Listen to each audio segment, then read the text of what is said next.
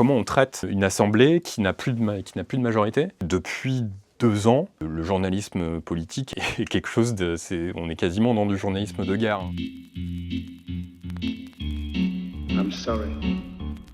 I don't want to be an emperor. That's not my business.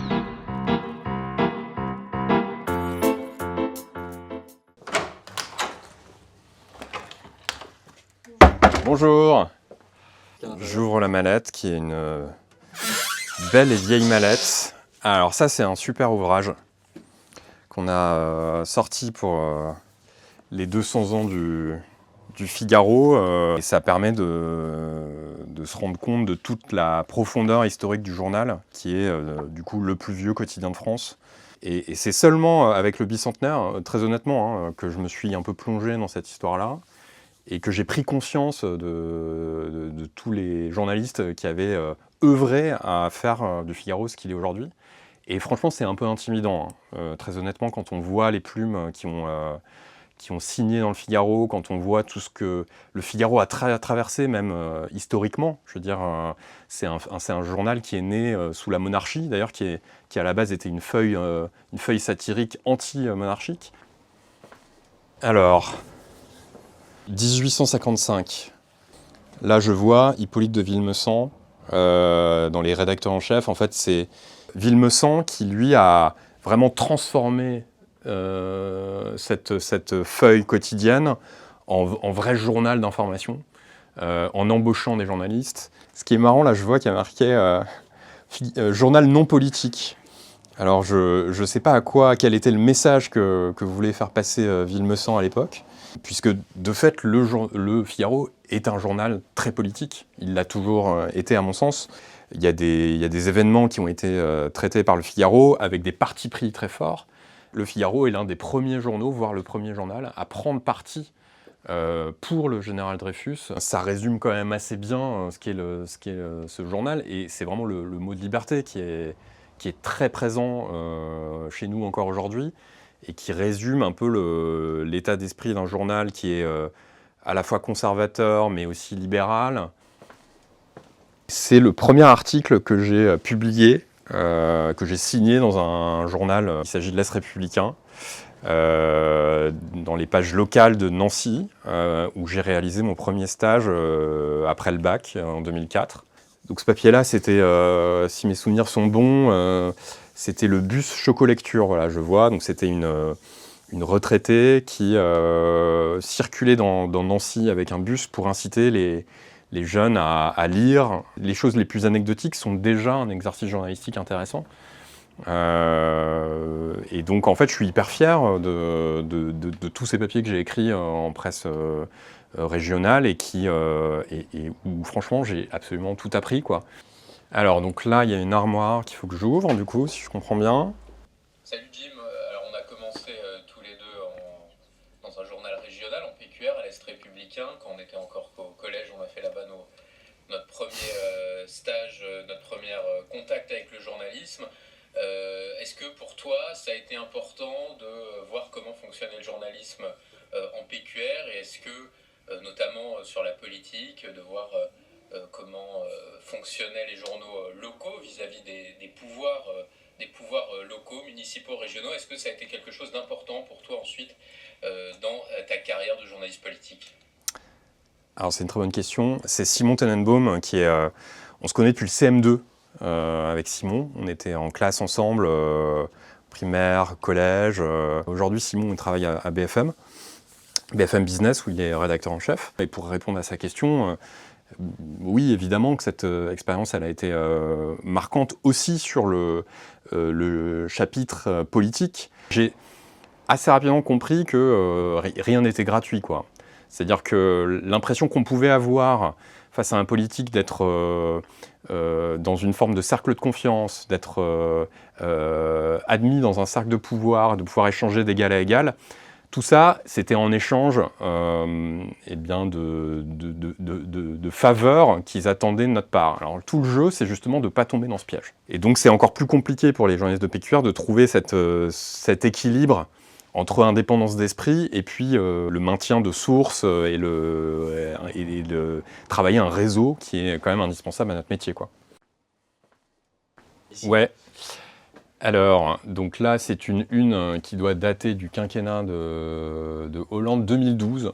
Le cauchemar de Hollande, ses promesses qu'il faut enterrer. J'étais un jeune journaliste sur le site internet du Figaro, mais je faisais déjà de la politique à temps plein et je suivais en particulier la campagne de Hollande. Donc je me souviens notamment d'un meeting assez important dans la campagne qui était le meeting du Bourget, c'était dans la fin de la campagne.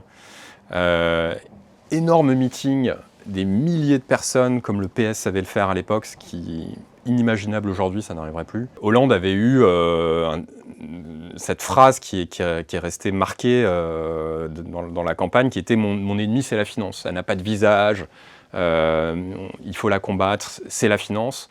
Et donc c'était la phase de la campagne où il cherchait à rassembler le plus largement possible à gauche. Donc c'était intéressant de voir aussi la pure stratégie politique, puisque en fait c'est ça dont on parle. D'où la colère du point, je pense, qui ne devait pas être ravi. En fait, c'est paradoxalement plus facile, je pense, de couvrir la gauche pour un journal comme le Figaro ou Le Point, que pour Libération ou le Nouvel Obs. Quand vous êtes journaliste au Figaro et que vous avez face à vous des politiques de la France Insoumise ou du Parti Socialiste, bah, globalement, ils savent que c'est pas chez vous que ça va se jouer. Et donc, vous êtes beaucoup plus libre dans les questions que vous allez poser. Vous allez avoir accès beaucoup plus facilement à tous les politiques, y compris Jean-Luc Mélenchon, parce que justement, il n'a pas d'idées reçues sur la façon dont nous, on va traiter son actualité. Et il n'a pas non plus d'attente particulière, donc ça va nous offrir pas mal de liberté. On avait un peu plus de mal à avoir accès à François Hollande, notamment pendant son mandat présidentiel, parce que bon, pendant la campagne, à la rigueur, si on veut rassembler au maximum, on va accorder des interviews au maximum de médias possibles, c'est un peu la règle. Par contre, une fois qu'on est élu, on resserre sur ces médias de confiance. Mais à nouveau, il y avait cette liberté de traitement qu'on pouvait avoir face à Hollande. En fait, c'est tout simple, hein. Quand il y avait quelque chose qui ne correspondait pas à ce que le Figaro avait intégré dans sa ligne éditoriale, eh bien, on avait tendance à le dénoncer. Quand il y avait quelque chose qui nous plaisait, on le disait aussi. Et en fait, ça nous offrait... Il n'y avait pas d'opposition systématique. Et on était juste en fait assez libre sur le traitement du président de la République, ce qui n'a pas toujours été le cas pour un journal comme le nôtre, pour n'importe quel journal d'ailleurs. Mais du coup, c'était une époque assez stimulante journalistiquement. On ne peut pas se préparer à une déflagration politique comme celle de la dissolution de 2024, parce que tout simplement, on ne s'y attendait pas du tout. Franchement, tout était déjà...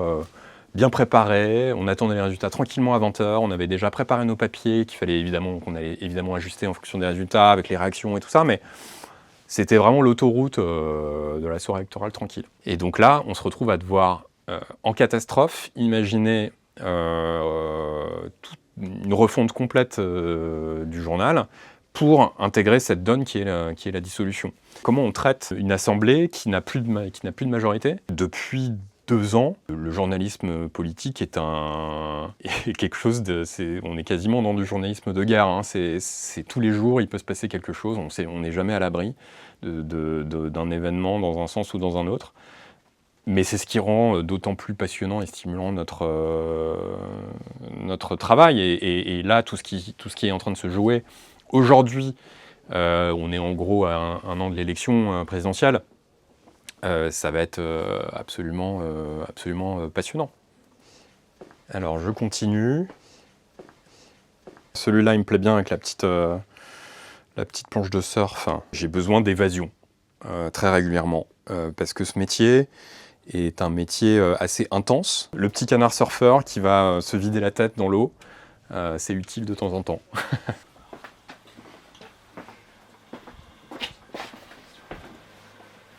C'est pas forcément la plus identifiée au Figaro, mais elle est pour moi importante, c'est Joseph Kessel, qui est évidemment un grand reporter très connu, qui est aussi romancier, et qui a fait quelques reportages pour le Figaro. Il était là notamment fait des reportages en Union soviétique, puisque Kessel était d'origine russe, après la révolution de 1917. Et donc c'est toute cette âge un peu doré du journalisme, où les journalistes, les grands reporters pouvaient partir pendant des jours, des semaines, pour aller voir ce qui se passe sur le terrain, tout simplement, en prenant le temps d'enquêter, puis surtout de vivre personnellement des aventures, quoi.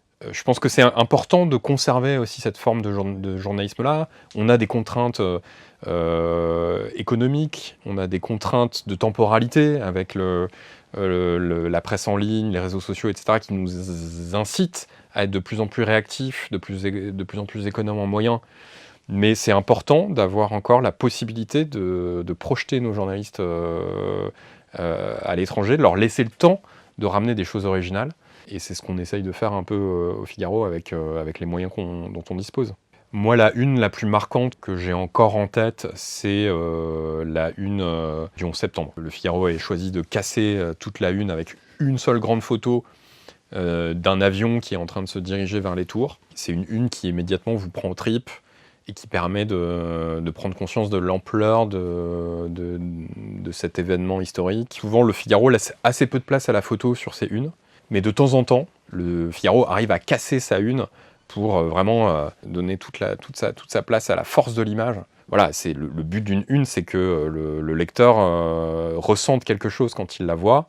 Je pense que ça a été le cas pour la une du 11 septembre ou la une d'Alain Delon. Moi, je suis un journaliste qui a commencé avec l'ère d'Internet, des blogs, et d'une forme de liberté de parole et d'explosion des formes médiatiques, etc. Donc, par défaut, j'ai tendance à regarder ces formats-là avec pas mal de bienveillance. Les podcasts, les blogs, les vidéos, etc.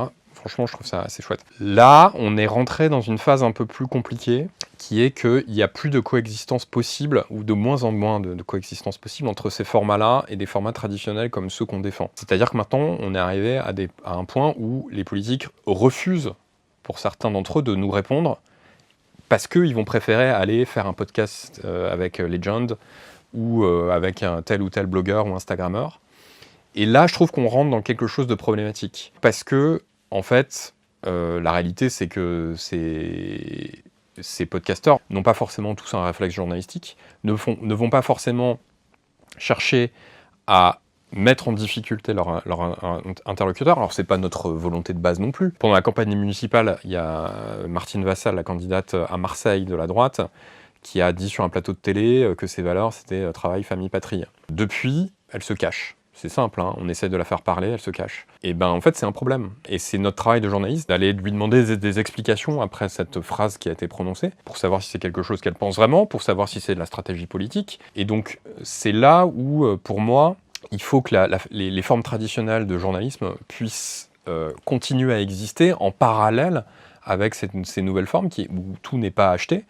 Il y a même des trucs hyper intéressants, et parfois nous-mêmes on se nourrit d'ailleurs de ces nouveaux formats-là, mais il ne faut pas que l'un empêche l'autre. Je le disais tout à l'heure, en fait, le journalisme politique, c'est un échange de bons procédés, mais tout ça doit se faire dans une forme de loyauté. C'est-à-dire qu'un politique va vous parler, et vous allez lui fournir une forme de tribune pour faire passer un message. Tout ça, il faut en être conscient, on sait comment ça fonctionne.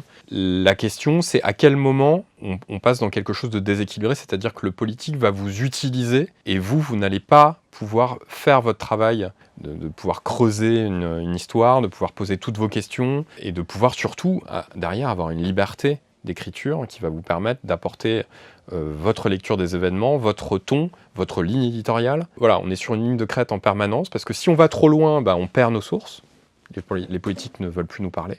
Et si on est trop complaisant, on va finir par s'abîmer, puisqu'en fait les lecteurs vont le sentir, et ils vont perdre confiance vis-à-vis de notre production, donc on va avoir moins de crédit et moins d'influence. Donc il faut en permanence faire attention à ça, savoir garder ses distances, tout en nouant quand même des liens professionnels avec les politiques pour pouvoir travailler.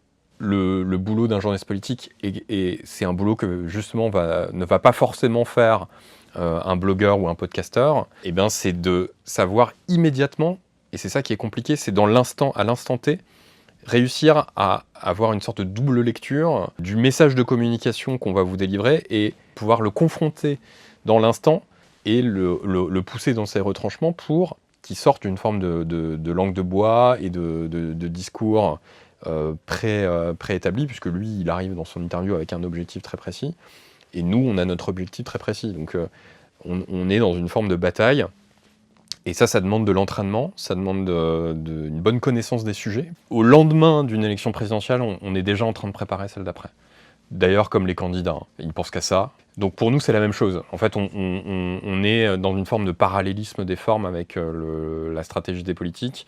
Si eux s'intéressent à l'élection présidentielle, bah nous, on va s'y intéresser aussi. Et donc, la préparation, elle se fait d'abord avec les élections intermédiaires. Là, on a les élections municipales, on a eu les législatives anticipées de 2024. C'était la meilleure préparation possible qu'on puisse avoir avant une élection présidentielle, à la fois en termes d'intensité dans la couverture journalistique, puisqu'en fait, c'est des phases où on travaille beaucoup. On travaille le week-end, on travaille le soir, on travaille la nuit. Et puis ensuite, la préparation, elle se fait en continu avec les sources auxquelles on a affaire, d'où l'importance d'avoir des journalistes, ce qu'on appelle des rubricards, qui suivent en particulier un camp politique pendant un temps long, ce qui leur permet de nouer des contacts avec des sources, des conseillers, des députés, des élus, des maires, voilà. Et au moment où arrive la campagne présidentielle, ils ont déjà un historique suffisamment important et une connaissance suffisamment importante des dossiers, des sujets de tel ou tel camp politique pour pouvoir être à leur top, entre guillemets. C'est comme un marathon qu'on va préparer, quoi. Est-ce qu'il y a une polarisation de la vie politique ? Oui, ça c'est évident. Aujourd'hui, on a plus de 50% des Français qui votent pour les extrêmes. Est-ce que les médias participent à ce mouvement de polarisation ? Certainement, pas tous, mais certains oui. CNews en est un, notamment si on parle de ce côté-là, l'échiquier. Nous, notre travail, c'est justement d'apporter un maximum de nuances dans le traitement qu'on va avoir de l'actualité politique, sans faire de censure non plus, c'est-à-dire qu'au Figaro, on traite l'intégralité du spectre politique. Il y a des médias qui décident par exemple de ne pas faire d'interview de Jordan Bardella ou de Marine Le Pen. Bon, bah, moi je trouve ça complètement idiot. En fait, ils pèsent 30% de l'électorat français, un tiers des gens votent pour eux, il faut leur donner la parole. On peut les confronter. Et c'est pareil pour Mélenchon. Le Figaro fait des interviews de Jean-Luc Mélenchon, malgré ses outrances, ses dérapages. Par contre, ensuite, notre métier, ça va être justement de remettre ça à plat, de ne pas exciter les passions tristes des Français. Et notre objectif, en tout cas moi, mon objectif, c'est de ramener une forme de raison dans la façon dont on aborde les choses. Est-ce que le Figaro a un traitement particulier et orienté de la politique, de l'actualité ? C'est une question qui est compliquée. En fait, la ligne éditoriale du Figaro, qui est en effet une ligne de droite, libérale, conservatrice, elle se retrouve essentiellement dans trois choses. La une, donc le choix de la manchette et de la photo.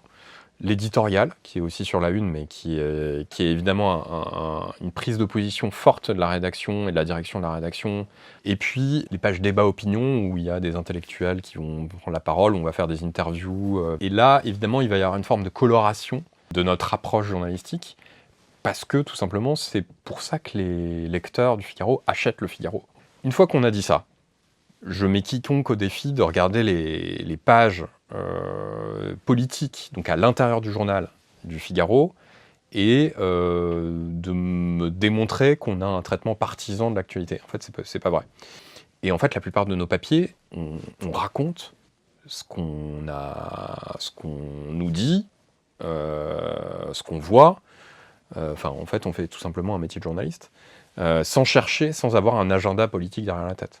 Et donc ça, c'est hyper important de bien faire la différence entre une partie éditorialisée du journal qui doit exister, mais qui est assez étanche avec la partie plus journalistique, qui en fait représente l'essentiel du travail journalistique du Figaro.